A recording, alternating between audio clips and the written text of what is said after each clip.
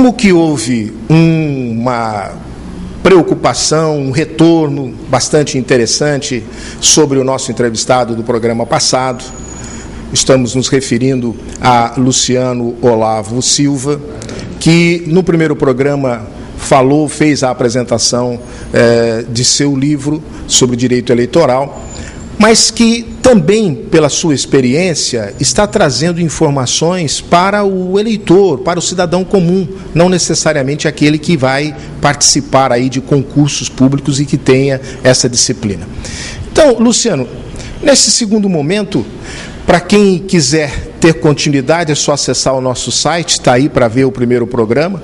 E agora nós estamos já neste daqui para falar do quê? Para falar da diferença de voto nulo, voto branco, e essas campanhas que às vezes saem pelas redes sociais, em que as pessoas pensam que estão ajudando e muitas vezes podem estar atrapalhando. Por quê? Bom, um grande mito que existe com relação ao voto nulo, que acho que deve ser esclarecido para toda a população, o eleitorado, é que o voto nulo que o eleitor dá lá no dia da eleição, que ele deposita na urna eletrônica, anula a eleição. Então, sempre corre aquelas correntes na internet dizendo que se mais de 50% do eleitorado votar nulo, a eleição será anulada. Isso não é verdade.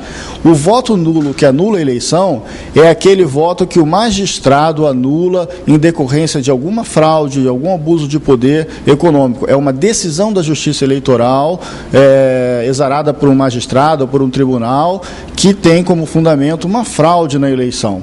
Esse sim anula a eleição. O voto que o eleitor vai lá na urna eletrônica e digita nulo, esse não anula a eleição. Embora ele tenha um efeito nefasto, porque esse voto nulo ele não é contado para absolutamente nada. E como ele não é contado para nada, nem o voto nulo e nem o voto branco, o que ele faz, na verdade, é reduzir o quociente eleitoral. O que isso significa? Reduzindo o quociente eleitoral, é reduzida a quantidade de votos que um candidato ou um partido precisa para obter êxito na eleição. Logo, veja bem, se você vota nulo imaginando protestar, você está fazendo com que os candidatos que serão eleitos possam ser eleitos com menos votos. Isso significa o quê? Se eu sou um candidato, por exemplo, que preciso comprar votos para me eleger, é ótimo para mim, porque eu precisarei comprar menos votos. Se eu sou um candidato, por exemplo, que dependo de um curral eleitoral específico para obter a vitória na eleição, será excelente para mim, porque o meu curral eleitoral precisará ser menor, o que é muito mais fácil de manter, né? Um curral eleitoral menor. Então, quem vota nulo ou quem vota em branco, o único efeito é diminuir o quociente eleitoral, diminuir a quantidade de votos que o candidato precisa para ser eleito e facilitar que candidatos sem representatividade, candidatos que dependem de compra de votos ou de manutenção de currais eleitorais, se elejam com maior facilidade. O público que está nos acompanhando nesse momento deve estar perguntando o que significa esse curral eleitoral que você está se referindo. O curral eleitoral a que eu me refiro, talvez não seja algo do cotidiano de alguém que mora nas cidades desenvolvidas de São Paulo, mas é algo muito comum nos interiores do Brasil, no Nordeste, na região Norte. O curral eleitoral é um grupo de pessoas que depende político e economicamente de uma força determinante, que pode ser um candidato, pode ser um partido, pode ser um órgão público, até se mal utilizado, pode ser uma instituição. Essas pessoas, elas amarram a vontade do eleitorado em relação de uma dependência financeira, econômica, social, qualquer. Então, elas, digamos assim, vendem o seu voto em troca de algum tipo de proteção ou de favorecimento. Tem a ver, por exemplo, alguma coincidência ou não, o retorno da novela Gabriela, e que parece mostrar muito bem essa vivência do curral eleitoral lá, principalmente com o coronelismo? Sem dúvida, aquele é um exemplo, existem tantos outros, mas sem dúvida aquele é um bom exemplo, onde essa força determinante a que eu me refiro, naquele caso são os coronéis do interior, eles amarravam a vontade do eleitorado, seja pela coerção física e moral, seja pela dependência econômica que eles exerciam naquela região, faziam com que aquela região dependesse deles economicamente, né, da atividade que eles desenvolviam ali. Então, esse é um belo exemplo do que seria um curral eleitoral. É claro que isso, modernamente, se você for verificar isso modernamente, digamos uma cidade pequena com 17 mil, 20 mil eleitores, que tenha lá uma empresa, por exemplo, e essa empresa dê emprego a 3, 4 mil pessoas, de uma cidade com 15, 17 mil pessoas. Obviamente que, se nada for feito, essa empresa pode se tornar um curral eleitoral. Já que nós estamos falando em compra de votos, a gente observa, por exemplo, que cesta básica, inclusive há de se parabenizar uma série de propagandas do TSE, né? Tribunal Superior Eleitoral, que fala muito claramente como é que você tem que ter um voto limpo. Né?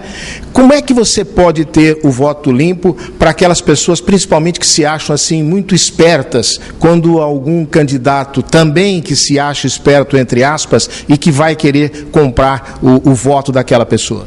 Bom, é comum, assim, em palestras, em conversas que a gente faz, e conversando sobre a compra de votos, o eleitor dizer o seguinte: bom, mas o candidato que compra votos, ele na verdade é um otário, vamos dizer assim, né? Porque ele me dá o dinheiro e não sabe quem eu vou votar, porque o voto é sigiloso, eu posso pegar o dinheiro dele e votar em outro. E ele, portanto, fez um péssimo negócio. Isso é um equívoco, porque o sujeito que compra votos, obviamente, ele não está indo ao banco sacar o dinheiro dele para comprar o seu voto. Ele está comprando votos com dinheiro que foi desviado do poder público, que foi fraudado de licitações, dinheiro que a Polícia Federal depois tem que rastrear para saber a origem, dinheiro de Caixa 2. Esse dinheiro é dinheiro que já deveria estar no Estado, é dinheiro que deveria ter sido entregue a você, não na forma da compra de um voto, mas sim como benefícios sociais que impediriam, por exemplo, que você ficasse desempregado, impediria que seu filho morresse nos hospitais, impediria que você fosse assaltado porque teria segurança, impediria que seu carro quebrasse na rua dos buracos que, infelizmente, a gente tem que enfrentar.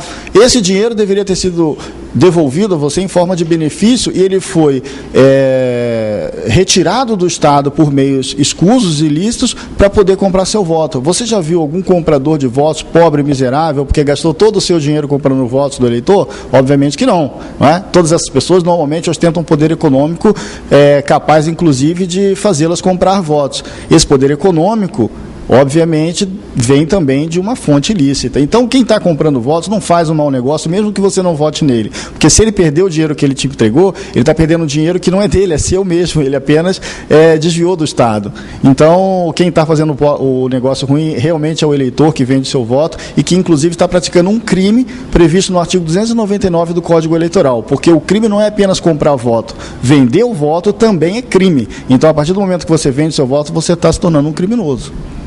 Só para a gente encerrar essa participação do Luciano aqui no Personalidades desta semana, eu gostaria de que ele também colocasse sobre a sua vivência, de todas essas partes que ele citou, também existe ainda aquele comprometimento nesse dinheiro, não, Luciano? Em que ele pega, tenta comprar o voto e depois fica com... Nós estamos usando aqui uns termos aqui que é bem da politicagem, tá? Fica com o rabo preso com o poder econômico para depois, se eleito, ao invés de servir quem o elegeu, vai servir quem financiou a campanha dele. É o eterno debate sobre o financiamento das campanhas políticas, né? Alguns entendem que deve haver um financiamento público, outros entendem que deve haver um financiamento privado, e eu acho que é interessante a gente esclarecer que o financiamento das campanhas políticas sempre foi público. Por quê?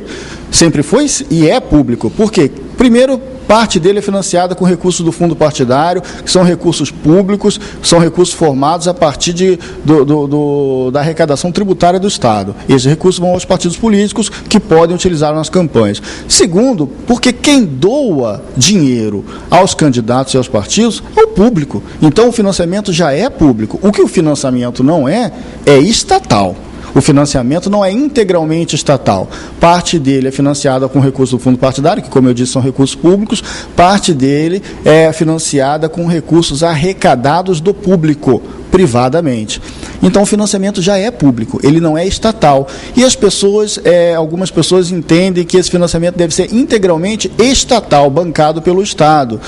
Na minha opinião, isso é um equívoco, porque o que se utiliza como escusa, como desculpa para esse financiamento estatal é o seguinte: bom, nós recebemos dinheiro de Caixa 2, de empresa, porque precisamos desse recurso para fazer nossas campanhas. Então, se vocês quiserem que nós deixemos de fazer isso, vocês devem bancar a nossa campanha política. É mais ou menos como dizer: eu pratico um ato de improbidade, portanto, se você quiser que eu deixe de praticá-lo, você vai ter que me financiar. Ora, isso é um argumento absurdo, porque você não precisa pagar ao candidato para ele ser probo. Isso é um dever moral que ele deve ter, ainda que tenha que enfrentar algum tipo de dificuldade financeira para empreender a sua campanha. Então, não me parece um argumento muito sólido, e eu vejo o seguinte: se esses recursos de Caixa 2 ou de fontes ilícitas entram na campanha, obviamente eles entram através de uma contabilidade paralela. E, portanto, se o financiamento for público, eu não vou ter como saber se essa contabilidade paralela deixou de existir ou continua existindo. Então, o argumento ele é inválido, no meu modo de ver, tanto por uma razão quanto pela outra, porque não se pode, digamos assim, chantagear o eleitorado dizendo que ele vai ter que financiar uma campanha política se não quiser que o candidato faça, por exemplo, Caixa 2, e também não se pode controlar se ele fará ou não esse Caixa 2, já que esse recurso não faz parte da contabilidade oficial da campanha.